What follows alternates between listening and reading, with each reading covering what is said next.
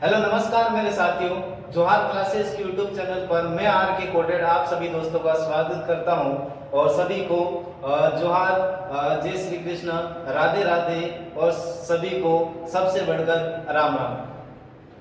आज जोहार classes YouTube channel पर मैं दोस्तों आपको राजस्थान की प्रमुख बोलियां एवं भाषा के बारे में अध्ययन करवाने वाला हूं दोस्तों। और हुआ क्या है कि हमारा एक महीना निकल गया लेकिन हम लोगों ने क्लास नहीं डाली थी। उसके लिए मैं आप सभी से सबसे पहले माफी मांगता हूं। और अब जो आपकी क्लास है वो यूट्यूब पर नहीं रुकेगी। अब जो आपकी जो क्लास है कंटिन्यू चलती रहेगी, एक भी क्लास मिस नहीं होगी, ये मेरी ओर से वादा है। और आपको जो मतलब क्लासों के लिए थोड़ी बहुत मेरी ओर से गलती हुई है उसके लिए मैं आप सभी से माफी मांगता हूं। और अब जो क्लास है वो अपनी कंटिन्यू रहेगी दोस्तों, ठीक है। तो दोस्तों आज मैं अपने जो दुर्ग वाला जो टॉपिक चल रहा था दोस्तों, और दुर्ग वाला जो टॉपिक है वो पूर्ण हो गया है। छोटे मोटे दुर्ग और बचे वो आपके हिसाब से देख लेना। और आज जो मैं आपको दोस्तों अध्ययन करवाने वाला हूँ राजस्थान की प्रमुख बोलियां एवं भाषा के बारे में अध्ययन करवाने वाला दोस्तों, ठीक है। तो आज हमारी जो प्रमुख जो आज की जो मोटिवेशन लाइन है दोस्तों वो क्या है कि रक्त बहाकर श्रृंगार करो, खामोश यहाँ तलवार नहीं, हम राणा के वंशज है, हार तो हमें स्वीकार ही नहीं दोस्तों, भले क्लास लेट हो गई कोई टेंशन नहीं। अब जो है मैं आज रण के अंदर आ गया हूँ। और ये जो रण के इसके अंदर जो युद्ध होने वाला बहुत भयंकर होने वाला है यूट्यूब की ओर से, यूट्यूब की इस प्लेटफॉर्म पर, ठीक है दोस्तों। और हुआ क्या है कि ये जो क्लास है ध्यान रखना, बीएसटीसी से लेकर जीरो से हीरो तक बना सकती है। ध्यान रखना आरएस, एसआई, पटवारी, रीट और देखा जाए तो सभी एग्जामों के लिए आपके लिए अति महत्वपूर्ण होने वाली दोस्तों, ठीक है। तो आज जो स्टार्ट करने वाले राजस्थान की प्रमुख बोलियों के बारे में अध्ययन करने वाले हैं, ठीक है। मैं सबसे पहले आपको कि यहाँ पर मैंने दोस्तों हेडिंग डाली राजस्थान की प्रमुख बोलियां, ठीक है। प्रमुख बोलियों के बारे में हेडिंग डाली है।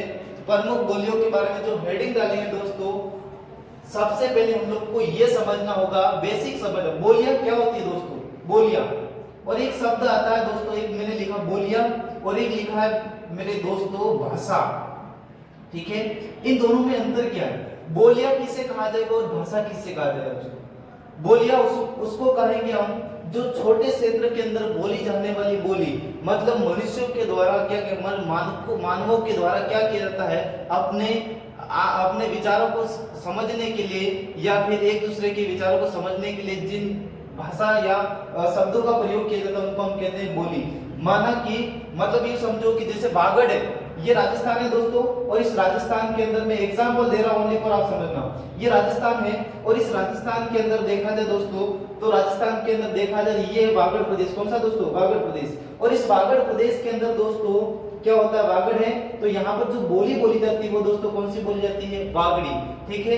ये जो बागड़ी बोली बोली जाती है दोस्तों डूंगरपुर और बांसवाड़ा क्षेत्र के अंदर बोली जाती है, डूंगरपुर प्लस बांसवाड़ा क्षेत्र, ठीक है।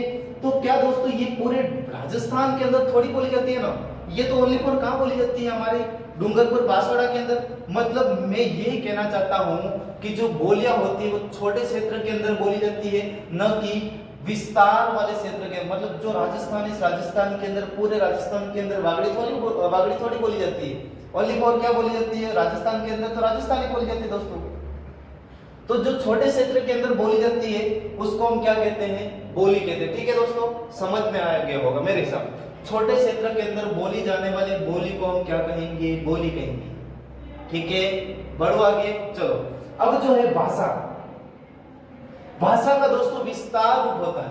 मतलब हमारा राजस्थान है और इस राजस्थान के अंदर जिस भाषा का उपयोग किया जाता है वो उस भाषा का नाम है राजस्थानी भाषा दोस्तों। हमारे ये राजस्थान है, इस राजस्थान के अंदर जिस भाषा का उपयोग किया जाता है उस भाषा का नाम है दोस्तों क्या है? राजस्थानी भाषा।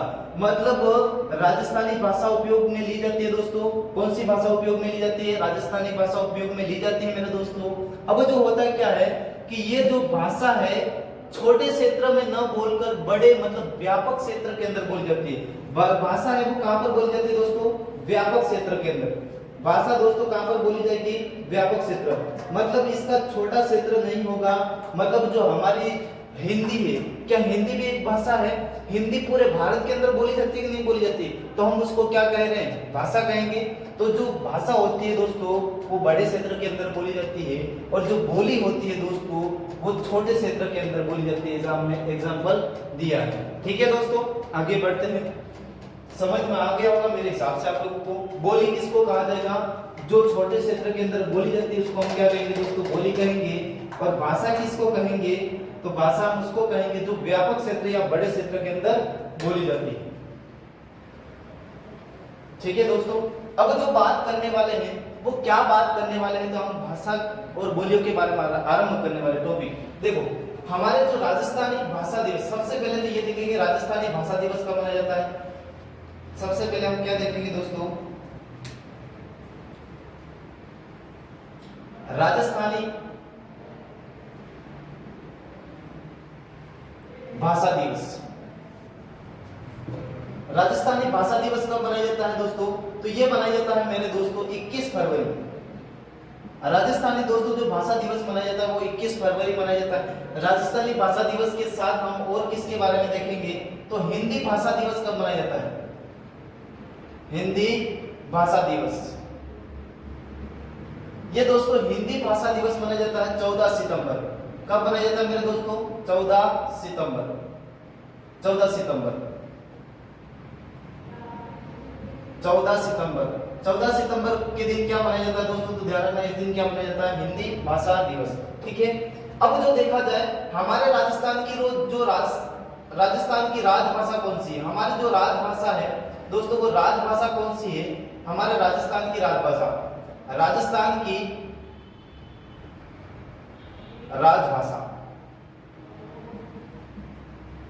राजस्थान की राजभाषा।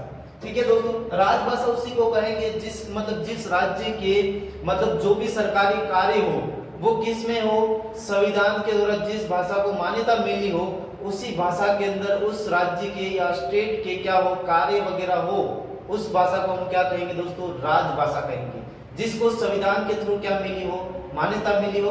एक देश की एक भाषा होती है हमारी, जो वो कौन सी है दोस्तों? हिंदी है। और हमारे राजस्थान की भी राजभाषा कौन सी हो जाएगी मेरे दोस्तों? तो कौन सी हो जाएगी? हिंदी हो जाएगी। ठीक है, हिंदी हो जाएगी। और राजस्थान की दोस्तों हमारी मातृभाषा कौन सी है? तो राजस्थान की मातृभाषा, हमारी जो मातृभाषा है वो मातृभाषा कौन सी है? तो ध्यान रखना मेरे दोस्तों, राजस्थानी भाषा। कौन सी हो जाएगी? राजस्थानी भाषा। 2 3 4 भाषा में 2 3 4 बातें लिखो। सबसे पहले मैंने ये लिखा है राजस्थानी भाषा दिवस दोस्तों 21 फरवरी। इसके बाद मैंने लिखा है हिंदी भाषा दिवस 14 सितंबर। इसके बाद मैंने लिखा है राजस्थान की राजभाषा हिंदी। इसके बाद क्या है? राजस्थान की हमारे जो राजस्थान है इसकी हमारी क्या मातृभाषा क्या? राजस्थानी भाषा। ठीक है दोस्तों, अब जो हमारा राजस्थान है इस राजस्थान के अंदर दोस्तों आप हर जगह जाओगे भाषाओं का अलग अलग रूप देखने को मिलता है, और हम कहीं पर भी जाते हमको समझ में नहीं आती है। एक बात और ध्यान रखना, विशेष रूप से डूंगरपुर वाले चाहे कहां पर भी चले जाए लेकिन उनको सभी भाषा समझ में आएगी, सभी बोलियां समझ में आएगी।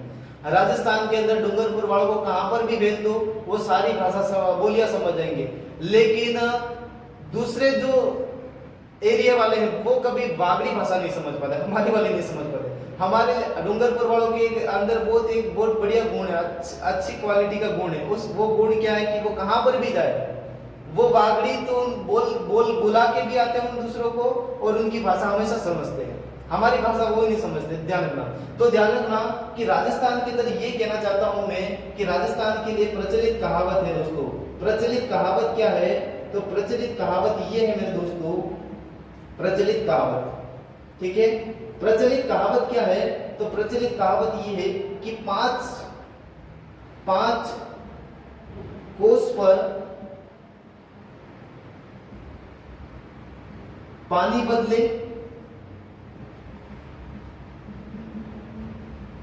7 कोस पर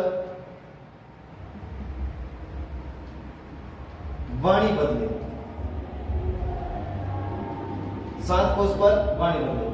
अब देखो राजस्थान के अंदर यही होता है अक्सर, आप लोग राजस्थान के अंदर घूमे हो, 7 कोस पर वाणी बदले और 5 कोस पर पानी बदले। अब देखो दोस्तों, 7 कोस, हर 7 किलोमीटर के दायरे में आप लोगों को पानी मिलेगा। क्या मिलेगा? पानी मिलेगा। और हर 5 कोस पर आपको पानी मिलेगा, या पानी बदला हुआ मिलेगा, या पानी मिलेगा। हर 7 कोस पर आपको क्या मिलेगा? वाणी का रूप देखने को मिलेगा, अलग अलग। ठीक है। अब ये समझो कि डूंगरपुर से अपन जाते हैं उदयपुर, उदयपुर में मेवाड़ी बोलते हैं दोस्तों, और उदयपुर वाले आते हैं कहां पर आते हैं? तो देखा जाए तो डूंगरपुर आते हैं, यहाँ पर वागड़ी बोलते हैं।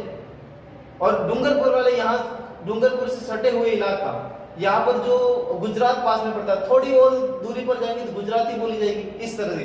तो राजस्थान के अंदर हर 5 किलोमीटर के दायरे में पानी किलोमीटर के दायरे में पानी मिलेगा, और हर 7 कोस पर, हर 7 किलोमीटर के दायरे में आप लोगों को क्या मिलेगा? बोलियों का क्या मिलेगा? बदलाव मिलेगा। ठीक है दोस्तों, क्या मिल जाएगा? बदलाव मिल जाएगा। ठीक है, बदलाव मिल जाएगा।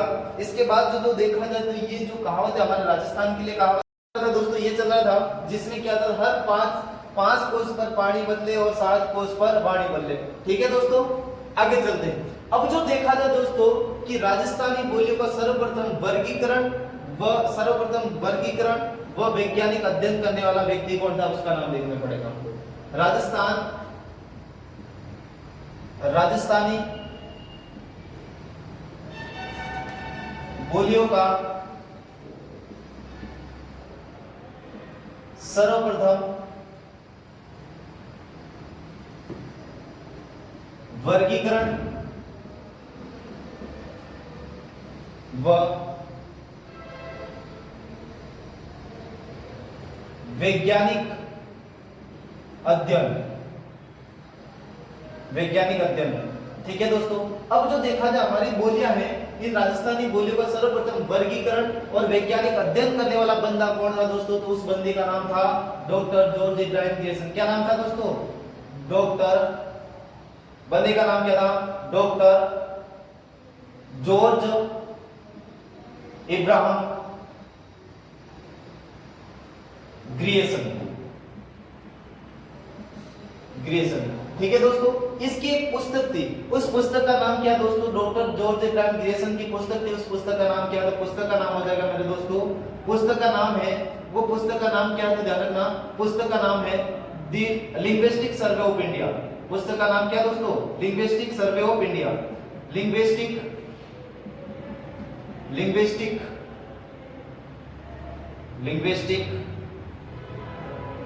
Survey of India.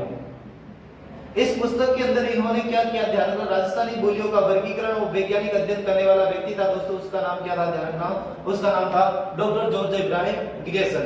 ठीक है, राजस्थानी बोलियों का सर्वप्रथम वर्गीकरण और वैज्ञानिक अध्ययन करने वाला जो बंदा था दोस्तों, वो कौन था? डॉक्टर जॉर्ज इब्राहिम ग्रियर्सन था। और इनकी पुस्तक थी दोस्तों, पुस्तक का नाम था लिंग्विस्टिक सर्वे ऑफ इंडिया। ठीक है, ये बातें याद रखनी। अब जो देखा जाए दोस्तों, इन्होंने भले वर्गीकरण सब कुछ कर लिया, क्या हमारी राजस्थान की भाषा की या राजस्थानी भाषा के लिए कुछ वजूद रहा है? क्या पुराने इतिहास रहे? क्या कुछ पुराने पन्ने हमको आज खगोलने पड़ेंगे या कुछ ग्रंथ देखने पड़ेंगे? तो देखने पड़ेंगे दोस्तों। ठीक है, तो मैं सबसे पहले जो हेडिंग डाला इसको मैं मिटा रहा हूं, और मिटाकर मैं एक हेडिंग डाल रहा हूं दोस्तों। वो क्या हेडिंग डाल रहा हूं? तो राजस्थानी भाषा या मरु भाषा के बारे में जानकारी देने वाले ग्रंथ। एक बार और देख लेना कि राजस्थानी भाषा दिवस 21 फरवरी को मनाया जाता है दोस्तों, और हिंदी भाषा दिवस 14 सितंबर को मनाया जाता है। राजस्थान की राजभाषा हिंदी है, राजस्थान की मातृभाषा राजस्थानी भाषा दोस्तों। और प्रचलित जो कहावत है, 5 कोस पर पानी बदले और 7 कोस पर वाणी बदले। ठीक है, और राजस्थानी बोली का सर्वप्रथम वर्गीकरण व वैज्ञानिक अध्ययन करने वाला जो बंदा था, जिसका नाम था डॉक्टर जॉर्ज इब्राहिम ग्रियर्सन दोस्तों। इनकी जो पुस्तक थी लिंग्विस्टिक सर्वे ऑफ इंडिया में क्या था? अब जो हम आगे खगोलने जा रहे हैं, ग्रंथ देखेंगे, और ग्रंथों को देखते हैं, तब तक मैं इसको मिटाता हूं।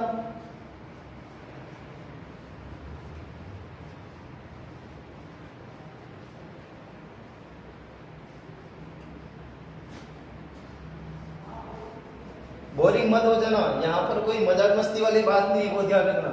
ठीक है दोस्तों, आज पहली क्लास के 1 महीने के बाद क्लास ले रहा हूं मैं। इधर देखो, राजस्थानी क्या मरुभाषा या राजस्थानी भाषा के बारे में जानकारी ग्रंथ, मैं सीधा लिख देता हूं जानकारी ग्रंथ, मतलब जानकारी देने वाले ग्रंथ। ठीक है दोस्तों, जानकारी देने वाले जो ग्रंथ है वो कौन कौन से, ये मैं लिख देता हूं। हमारी जो मरु भाषा है, राजस्थानी भाषा है, इसको इसके बारे में जानकारी देने वाले ग्रंथ कौन कौन से हैं, कौन कौन इतिहासकार है, ये सारा देखेंगे। ठीक है दोस्तों, तो ध्यान रखना सबसे पहले जो ग्रंथ आता है, जिस ग्रंथ का नाम है मेरे दोस्तों, उस ग्रंथ का नाम क्या हो जाएगा, कुवल्यमाला। कुवल्यमाला, कुवल्यमाला। ठीक है दोस्तों, क्या नाम है इसका, कुवल्यमाला। उस ग्रंथ का नाम क्या है, कुवल्यमाला। हमारे राजस्थानी भाषा या मरु भाषा के बारे में जानकारी देने वाला जो ग्रंथ है दोस्तों, उसका नाम है कुवल्यमाला। ठीक है, ये जो किसके द्वारा रचित किया गया, ध्यान रखना, इसके जो रचयिता है दोस्तों, इसके जो रचयिता है वो कौन है, उद्धोतन सूरि। उद्धोतन सूरि, उद्धोतन सूरि के द्वारा कब लिखा गया, ये 8वीं शताब्दी में। कब लिखा गया दोस्तों, 8वीं शताब्दी में। ठीक है, कौन सी शताब्दी में, 8वीं शताब्दी में। एक खास बात ट्विस्ट यहाँ पर ये है कि हम मेवाड़ के इतिहास के अंदर घूमने जाएंगे। देखो कैसे घूमने जाएंगे, यहाँ पर देखना कि इसके अंदर सर्वप्रथम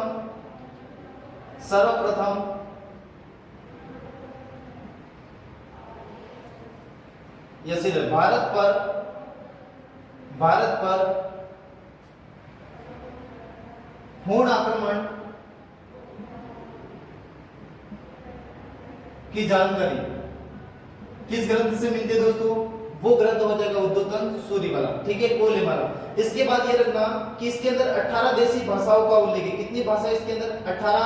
इसके अंदर कितनी भाषा दोस्तों, तो ध्यान रखना, इसके अंदर जो 18 देशी भाषा, कितनी भाषा है, 18 देशी भाषाओं का उल्लेख है। कितनी भाषाओं का उल्लेख है, 18 देशी भाषाओं का उल्लेख है, जिसमें हमारी एक भाषा और है, जिस इन 18 देशी भाषाओं में हमारी भाषा है, जिसका नाम क्या है दोस्तों, तो हमारी जो भाषा है उसका उल्लेख मिलता है मरु भाषा। कौन सी दोस्तों, मरु भाषा का उल्लेख मिलता है। किस भाषा का उल्लेख मिलता है, मरु भाषा का उल्लेख मिलता है। और वर्तमान में दोस्तों हम इस मरु भाषा को वर्तमान में किस नाम से जानते हैं, तो दोस्तों ध्यान रखना, वर्तमान में हम इसको किस नाम से जानते हैं मरु भाषा को, तो ध्यान रखना दोस्तों मेरे, मारवाड़ी। किस नाम से जानते हैं दोस्तों, मारवाड़ी कहते हैं। किस नाम से जानते हैं मरु भाषा को, मारवाड़ी। कुवल्यमाला ग्रंथ के अंदर 18 देशी भाषाओं का उल्लेख मिलता है दोस्तों।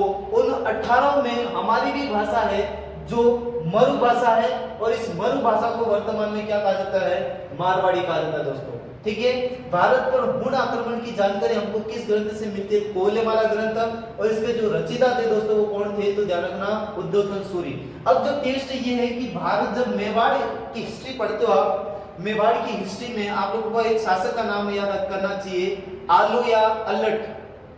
सर्वप्रथम मतलब मेवाड़ के इतिहास में देखा जाए तो हूण आक्रमण हुए थे उस समय, और उस समय अल्लट शासक था।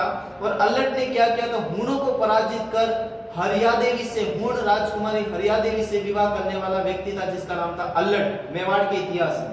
और नौकरशाही का संस्थापक भी माना जाता है, ऐसा कहा जाता है। ठीक है, तो याद रखना, यहाँ हूण से 18 देशी भाषाओं का उल्लेख मिलता है। मरु भाषा का वर्तमान में वर्तमान मरु भाषा को मेवाड़ी का, मारवाड़ी कहा जाता है। ठीक है दोस्तों, इसके जो रचयिता है वो उद्धोतन सूरि है।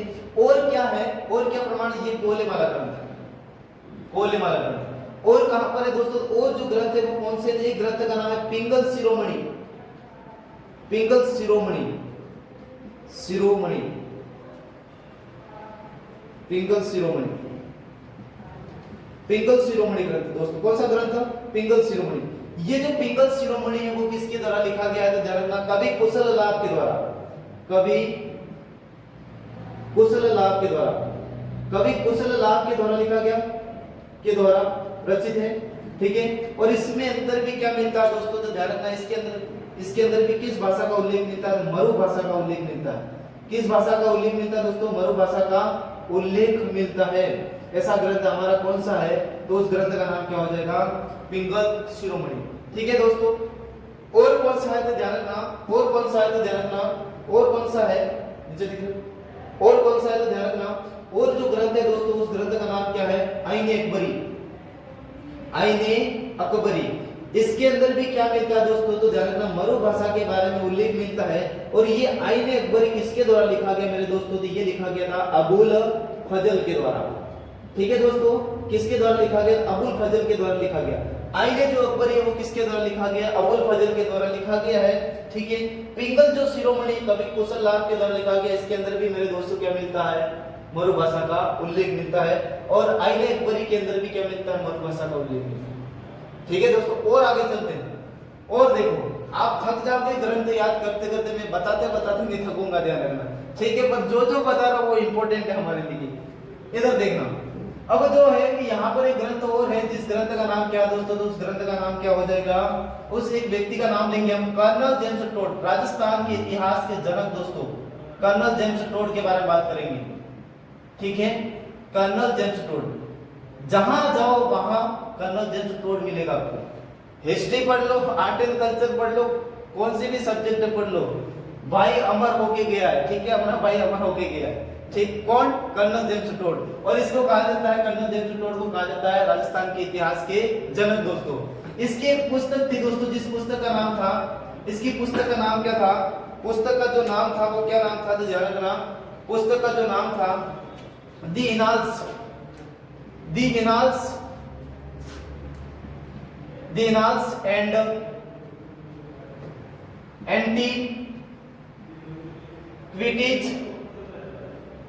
Antiquities of Rajasthan. ठीक है, 1829 ईस्वी में प्रकाशित हुई थी दोस्तों। कब प्रकाशित हुई है? 1829 ईस्वी में क्या हुई? प्रकाशित हुई। ठीक है, अब जो कर्नल जेम्स टोड की पुस्तक है, इसके अंदर हो क्या रहा है? तो ध्यान रखना, कर्नल जेम्स टोड ने किसी क्षेत्र विशेष के लिए, किसके लिए मेरे दोस्तों? किसी क्षेत्र विशेष के लिए क्या होता है? तो ध्यान रखना, इसकी इस पुस्तक के अंदर एक बात तो सबसे पहले मैं वो बता, वो देख लो क्या है। तो ध्यान रखना, इसके अंदर क्या है?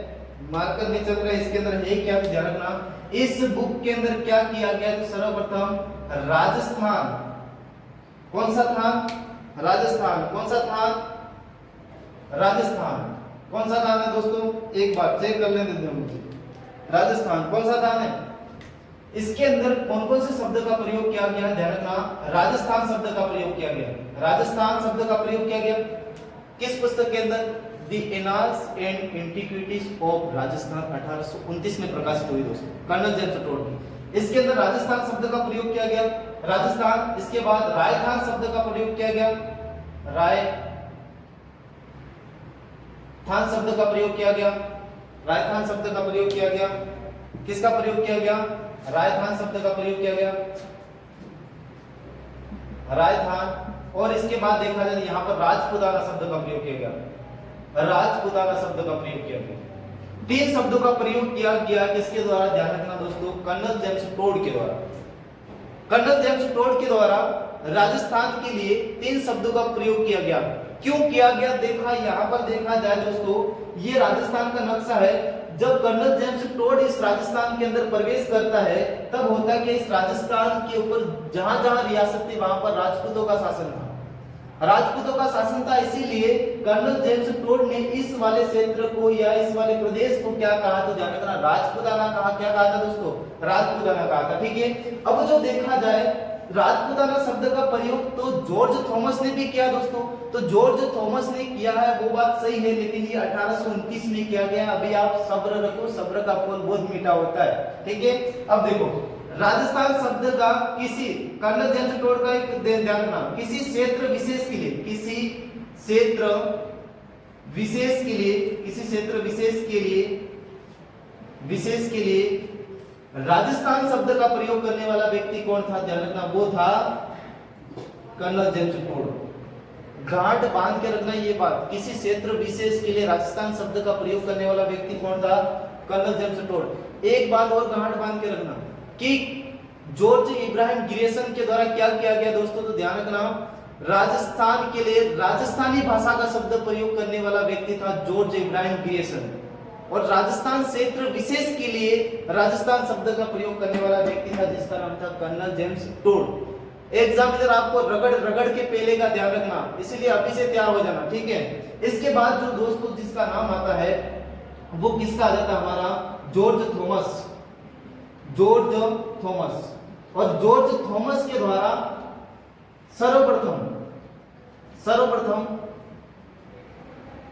राजस्थान शब्द का प्रयोग किया। सर्वप्रथम राजस्थान शब्द का क्या किया दोस्तों, प्रयोग किया। वो कब किया मेरे दोस्तों, तो ध्यान रखना ये प्रयोग किया था 1805 ईस्वी में, ठीक है 1805 ईस्वी में। कर्नल जेम्स टोड ने 1829 में, इस इनके द्वारा कब किया गया, 1805 ईस्वी में। अब जो देखना आप मुझे पता आप लोग और ऑब्जेक्शन उठाओगे क्या कि सर हम लोगों ने बुकों के अंदर ये भी पढ़ा है कि 1800 ईस्वी में जॉर्ज थॉमस ने राजस्थान शब्द का प्रयोग किया था।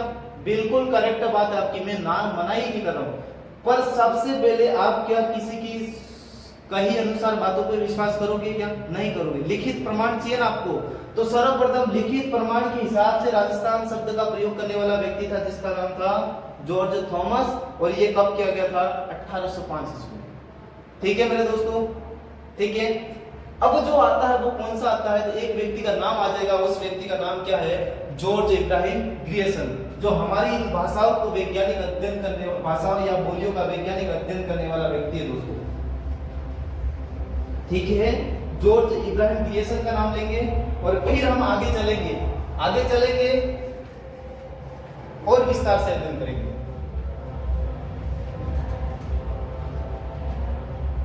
अब जो देखा जाए आगे जब चलते हैं हम तो क्या आता है दोस्तों, तो एक व्यक्ति का नाम आता है जिसका नाम क्या था, जॉर्ज इब्राहिम ग्रियर्सन।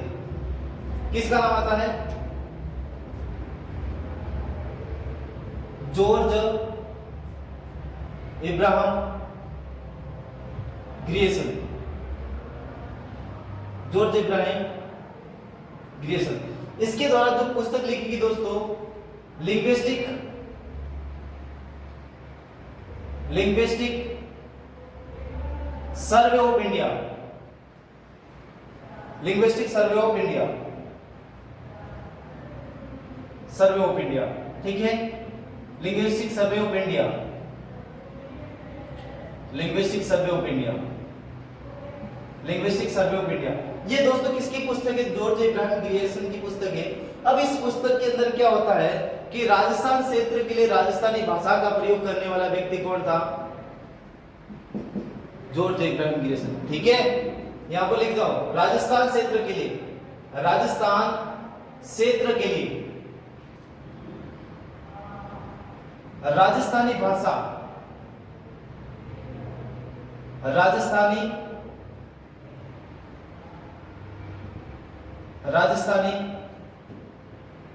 भाषा शब्द का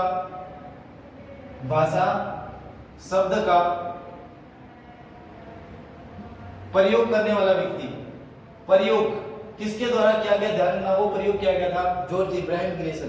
कब किया गया मेरे दोस्तों, मेरी जान, कब किया गया, 1912 ईस्वी में। कब किया गया, 1912 ईस्वी में। ठीक है राजी, अब जान बोल दिया, जान, ध्यान रखना। इधर देखो 1912 ईस्वी में किया गया, और कब किया गया तो ध्यान रखना 1912 ईस्वी में राजस्थानी भाषा शब्द का प्रयोग करने वाला व्यक्ति कौन था, राजस्थान क्षेत्र के लिए, राजस्थान के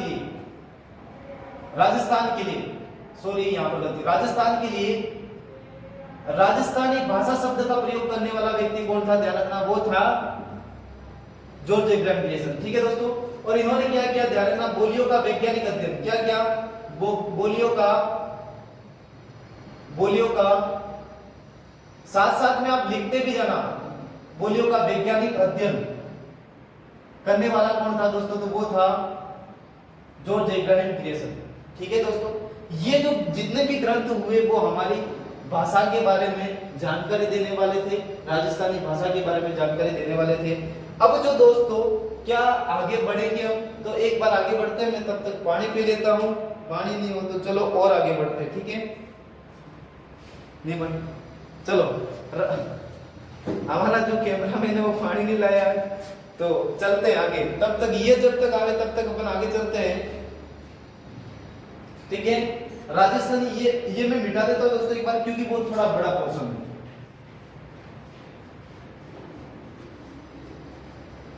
अब जो हेडिंग है वो दोस्तों क्या है, राजस्थानी भाषा की उत्पत्ति।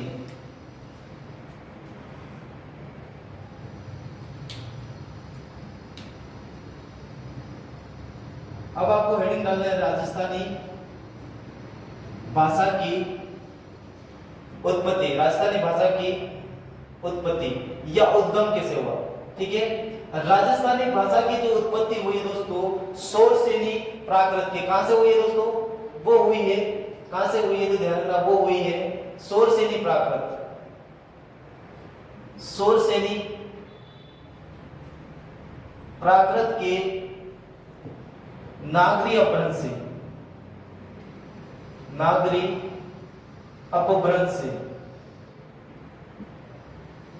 ठीक है, नागरी अपभ्रंश से। ध्यान रखना किससे हुई है? नागरी अपभ्रंश से हुई है। ये राजस्थानी भाषा की उत्पत्ति शोरसेनी प्राकृत के नागरी अपभ्रंश से हुई, ठीक है दोस्तों। अब जो देखा जाए ये अपभ्रंश शोरसेनी क्या है तो देखो दोस्तों, सबसे पहले हमारी जो भाषा थी दोस्तों उस भाषा का नाम है वैदिक भाषा। कौन सी भाषा थी? वैदिक भाषा थी, ठीक है। कौन सी थी? वैदिक थी। वैदिक के बाद दोस्तों वैदिक के कितने टुकड़े होते हैं दोस्तों? मेरे दोस्तों दो टुकड़े होते हैं। कितने होते हैं? वैदिक के दो टुकड़े होते हैं। और दो कौन कौन से हैं तो ध्यान रखना, इस वैदिक के दो टुकड़े होते हैं। वैदिक के दो टुकड़े, एक जो होती है दोस्तों वो पाली होता है, ठीक है, पाली संस्कृत, और एक होता है ये संस्कृत। दो टुकड़े होते हैं, पाली और एक हो जाता है संस्कृत, ठीक है दोस्तों। इसके बाद देखा जाए इस पाली के फिर कितने टुकड़े होते हैं तो दो टुकड़े होते, तीन टुकड़े होते हैं। इस पाली के फिर कितने टुकड़े होते हैं तो इस पाली के दोस्तों, इस जो पाली है इसके फिर कितने टुकड़े होते हैं तो इसके जो टुकड़े हो जाते हैं मेरे दोस्तों वो तीन हो जाते हैं। कितने हो जाते हैं? तीन। इसके फिर कितने टुकड़े होते हैं? तीन। तो देखा जाए तो सबसे पहले कौन सा? शोरसेनी प्राकृत, शोरसेनी प्राकृत, ठीक है दोस्तों, शोरसेनी प्राकृत। इसके बाद देखा जाए शोरसेनी प्राकृत, और इसके जो टुकड़े कितने होते हैं इसके बाद कौन सा? नंबर एक, तीन बोला मैंने, नंबर दो तो इसके मागधी प्राकृत। कौन सी? मागधी प्राकृत, ठीक है दोस्तों। और नंबर तीन पर क्या है तो ध्यान रखना, महाराष्ट्री प्राकृत, महाराष्ट्री प्राकृत। तीन भागों में डिवाइडेड किया गया। पाली के कितने टुकड़े हुए दोस्तों? तीन टुकड़े हुए। और अब जो देखा जाए शोरसेनी के दो टुकड़े होंगे। एक जो टुकड़ा कौन सा होगा दोस्तों? एक जो टुकड़ा होगा वो होगा नागरी अपभ्रंश, नागरी अपभ्रंश। और एक जो टुकड़ा होने वाला दोस्तों वो कौन सा होने वाला है तो ध्यान रखना, एक होने वाला है वो गुजरी अपभ्रंश। कौन सा अपभ्रंश? गुजरी अपभ्रंश। कौन सा अपभ्रंश होगा दोस्तों? गुजरी अपभ्रंश, ठीक है। नागरी अपभ्रंश और गुजरी अपभ्रंश, ठीक है। अब जो सॉरी यहाँ पर एक गलती हुई, ये जो नागरी, हाँ नागरी नहीं होगा, यहाँ पर जो होगा गुजरी अपभ्रंश, गुजरी अपभ्रंश। कौन सी अपभ्रंश? गुजरी अपभ्रंश, ठीक है। भागों में तो ध्यान रखना वो कितने भागों में? दो भागों में डिवाइडेड हुई शोरसेनी प्राकृत। अब जो देखा जाए होता क्या है कि इसके राजस्थानी भाषा की जो उत्पत्ति हुई वो कैसे हुई तो शोरसेनी प्राकृत के गुजरी अपभ्रंश से, ठीक है दोस्तों। तो देखो ये शोरसेनी पाली, पाली के फिर कितने भाग हुए? दो और तीन भाग हुए शोरसेनी प्राकृत। शोरसेनी प्राकृत के बाद कौन से? मगधी, मगधी के बाद महाराष्ट्री, और महाराष्ट्री के बाद जो हमारे जो फर्स्ट नंबर है शोरसेनी प्राकृत, इसके जो कितने भाग हुए दोस्तों तो वो कितने हुए? दो। और यहां से हमारी क्या मानी जाती है? राजस्थानी भाषा की उत्पत्ति मानी जाती है। लेकिन दो व्यक्ति आते हैं दोस्तों, दो व्यक्ति कौन कौन से हैं जिनका नाम एक तो याद रखना पड़ेगा आपको, पुरुषोत्तम मेनारिया, पुरुषोत्तम मेनारिया, और एक है जॉर्ज इब्राहिम ग्रेसन, इब्राहिम ग्रियसन। ये जो बताते हैं दोस्तों ये कि इसकी राजस्थानी भाषा की उत्पत्ति किससे बताते हैं? ध्यान रखना, नागरी अपभ्रंश से। किससे बताते हैं? नागरी अपभ्रंश से। ये बात आपको ध्यान रखनी है। तब तक मैं पानी पी लेता हूं।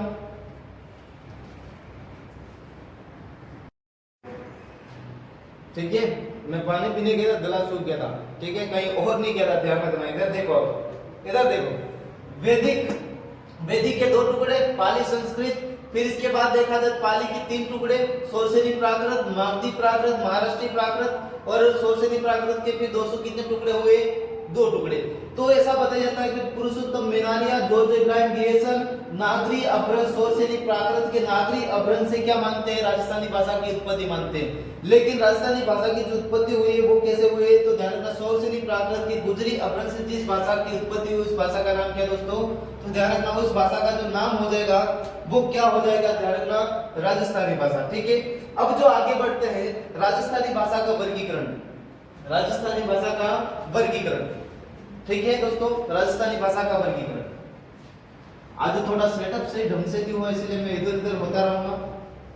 ठीक है, आप सोचना मत कि कहीं और जा रहे हैं, इधर देखो। उत्पत्ति होगी दोस्तों, और उत्पत्ति के बाद क्या हो जाता है, तब होगा हमारा राजस्थानी भाषा का वर्गीकरण। ठीक है, राजस्थानी भाषा का क्या हो जाएगा, राजस्थानी भाषा का वर्गीकरण। ठीक है दोस्तों, वर्गीकरण, वर्गीकरण में दो है दोस्तों, एक तो है जिसका नाम क्या है दोस्तों, ध्यान रखना, एक तरफ है जॉर्ज इब्राहिम ग्रियर्सन। कौन है, जॉर्ज इब्राहिम ग्रियर्सन। इसके द्वारा भी क्या किया गया, ध्यान रखना, वर्गीकरण किया गया। इसके द्वारा 5 भाग बताए दोस्तों, और एक तरफ है जिसका नाम क्या है, तो ध्यान रखना, एक तरफ है डॉक्टर एल पी टेस्सीटोरी। ठीक है, डॉक्टर एल पी टेस्सीटोरी, इन्होंने 2 भागों में बांटा। अब तो इधर देखना, मैं राजस्थान का नक्शा बना रहा हूं, यहाँ पर 2 भाग है, एक तो इनके द्वारा तो बताया गया पश्चिमी राजस्थानी, और एक जो भाग बताया गया दोस्तों वो कौन सा बताया गया, ध्यान रखना, पूर्वी राजस्थानी। ठीक है, इनके द्वारा 2 एलपी टेस्सीटोरी के द्वारा 2 भाग बताए गए। अब जो देखो, अब मैं राजस्थान का नक्शा बना रहा हूं, पांचों के 5 क्या करता हूं, यहाँ पर दर्शाता हूं आपके। माना कि ये राजस्थान का नक्शा जैसा भी बने वैसा आपको मान लेना है कि ये राजस्थान का क्या है दोस्तों, नक्शा है। माना कि सही ढंग का बना, ऐसा मुझे उम्मीद है, आपके हिसाब से आप भी बना लेना। ठीक है, अब जो राजस्थान का नक्शा है दोस्तों, ये वाली जो दिशा है मेरे दोस्तों वो हो जाएगी उत्तर, और ये वाली जो दोस्तों वो है पूर्व, और ये वाली है दक्षिण, और ये वाली है पश्चिम। ठीक है, दिशा याद होगी, मतलब राजस्थानी भाषा का वर्गीकरण 5 भाग आपको याद, माना कि हो गए, मान लो। ठीक है, हो गए। अब जो देखो, इस जॉर्ज इब्राहिम ग्रियर्सन के द्वारा सर्वप्रथम जो बताया गया, क्या बताया, ये वाला भाग क्या बताया गया, तो उत्तरी पूर्वी राजस्थानी। क्या बताया दोस्तों, नंबर 1 पर उत्तरी पूर्वी राजस्थानी, उत्तरी पूर्वी राजस्थानी। कौन सा वाला भाग, ये वाला भाग। ठीक है, एक जो बताया दोस्तों इधर मध्य से लगाकर मध्य पूर्वी राजस्थानी। कौन सा बताया दोस्तों, तो ध्यान रखना, एक जो भाग बताएगा वो कौन सा बताया था, मध्य पूर्वी राजस्थानी। यहां पर मैं लिख रहा हूं नंबर 2, और नंबर 2 की जो भाषा लिख देता हूं मैं, कहां पर लिख देता हूं, इधर लिख देता हूं, इसके ऊपर नंबर 2 मध्य पूर्वी राजस्थानी, मध्य पूर्वी राजस्थानी, देश कर रहा हूं मैं। ठीक है, अब यहां पर ये रहा मध्य पूर्वी राजस्थानी, मध्य पूर्वी राजस्थानी। ठीक है, राजस्थानी समझ लेना। अब जो नंबर 3 बताया दोस्तों वो कौन सा बताया, ये वाला भाग बताया, और ये वाला भाग को इन्होंने क्या कहा, ध्यान रखना, दक्षिण पूर्वी राजस्थानी। क्या कहा दोस्तों, यहां पर लिख रहा हूं मैं, दक्षिण पूर्वी राजस्थानी। ठीक है, नंबर कितना हो गया मेरे दोस्तों, 3 हो गया। अब बचा कौन सा, 4 बचा। ठीक है, 4 जो आ जाएगा दोस्तों, ये ओनली फॉर इन्होंने डाल दिया पूर्वी राजस्थानी। नंबर 4 वाला भाग कौन सा डाला, 4 वाला जो डाला दोस्तों वो कौन सा डाला, तो ध्यान रखना, पूर्वी राजस्थानी, पूर्वी राजस्थानी। पूर्वी राजस्थानी एलपी टेस्सीटोरी की भी है, और जॉर्ज इब्राहिम ग्रियर्सन की भी पूर्वी राजस्थानी, ये ध्यान रखना। और नंबर दोस्तों जो 5 डाला वो ये वाला भाग बताया इन्होंने, 5 वाला भाग ये बताया, तो दक्षिण पश्चिमी राजस्थानी, या पश्चिमी दक्षिण राजस्थानी, या दक्षिणी पश्चिमी राजस्थानी। ये जो भाग है दोस्तों वो नंबर 5 का है। कौन सा भाग है, 5वां भाग। ठीक है, याद हो जाएगा।